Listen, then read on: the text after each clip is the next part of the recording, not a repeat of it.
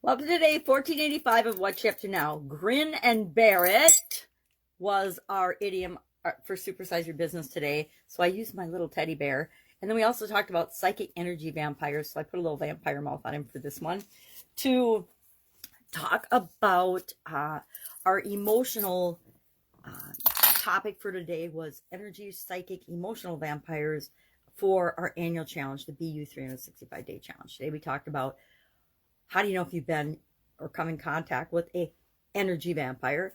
How do you identify what are characteristics of energy vampires? And then what to do about it? How can you protect yourself? What do you do when you know that somebody in your life, either work or home or relatives, family or friends, isn't really very good for you? They zap your energy. They take your energy. They live on sucking the life out of you and sucking the energy out of you. So we talked about 5 ways to identify 5 signs that you've been impacted, and then 10 characteristics of an energy vampire or a psychic vampire or whatever you call them. People that, we all have people that we're around that we feel good being around, and we also have people that we're around that just make us feel terrible. And those people that make us feel terrible are usually those that we probably should minimize our time and attention toward.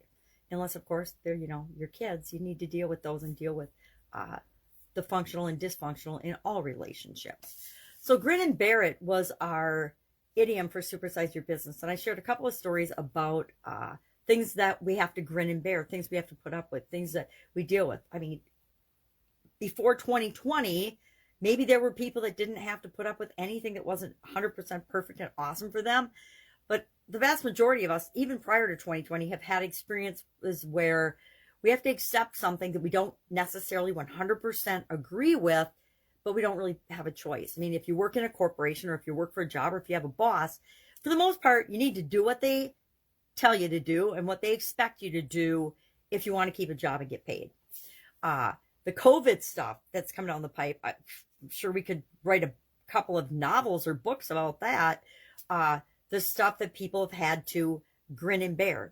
The masks. I don't know about you, but I am not a fan of masks. I used to make them for Minnesota Mining and Manufacturing, 3M. So I have an intimate knowledge of masks and effectiveness and all kinds of things.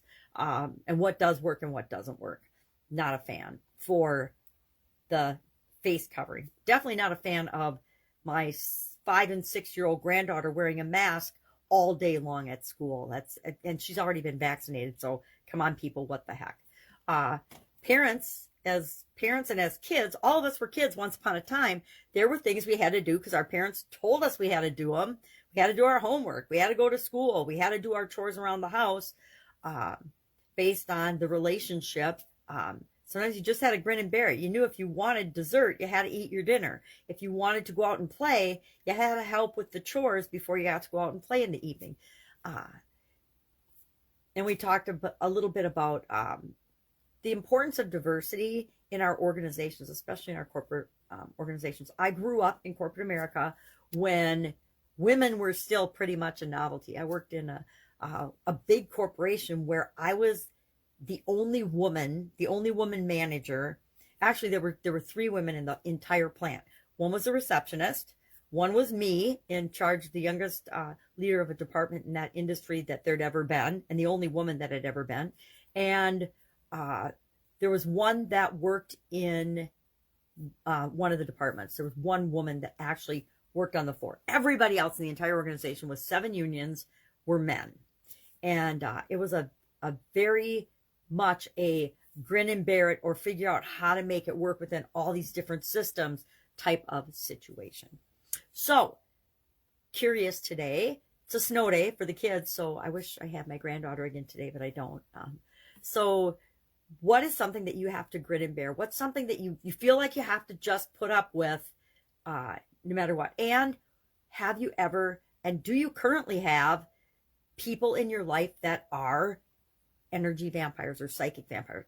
I will say right out loud, my ex-husband was an energy vampire. Maybe not to other people, but he was totally an energy vampire to me. I've had friends and family members that are and still are energy vampires. What do? I minimize my time and my exposure with them. I actually shield and protect myself and brace myself and psychologically prepare myself for any interaction with them so that I know that I'm not going to be affected and impacted by their behavior. We each get to own our own behavior and be responsible for our own behavior. And I can only control my own behavior. Much as I'd like to control other people in the world, I can only control me and my choices and my decisions and my actions. I can influence and try to help other people, but some people might see that as being an energy vampire. Some people might think coaches and consultants are energy vampires. I don't know. Anyway, that is it for today. Go out, make it an awesome day. I have some catching up to do because I was hanging with the granddaughters yesterday. If I can help you in any way, ask. Otherwise, I'll be with you tomorrow with another interesting idiom. What does it mean? Where does it come from? Another share of what we're doing in the annual challenge. Again, you can always join the annual challenge for free by going to the Sharon Horne-Ellstrom page or joining the Get Up and Go challenge. I've rolled the Get Up and Go challenge from the last 2 years, the 30-day free challenge, into this year's annual challenge. And we're just once a month on the topic or on the subject of choice, the area of life. We're using the life framework for the first 9 months of the year because I have 9 areas in my life framework. I don't know what other people use. Everybody's different. Not everybody, but it's one that I adopted from, the early gurus, Tony Robbins, like 4 decades ago. So I've just used it because it served me really well. So if it isn't broken, why change it? I don't believe in changing it if it's not broken. And that's how we are with everything. We do things until they don't serve us anymore, and then we change and grow. All right. Have an awesome day. See you tomorrow.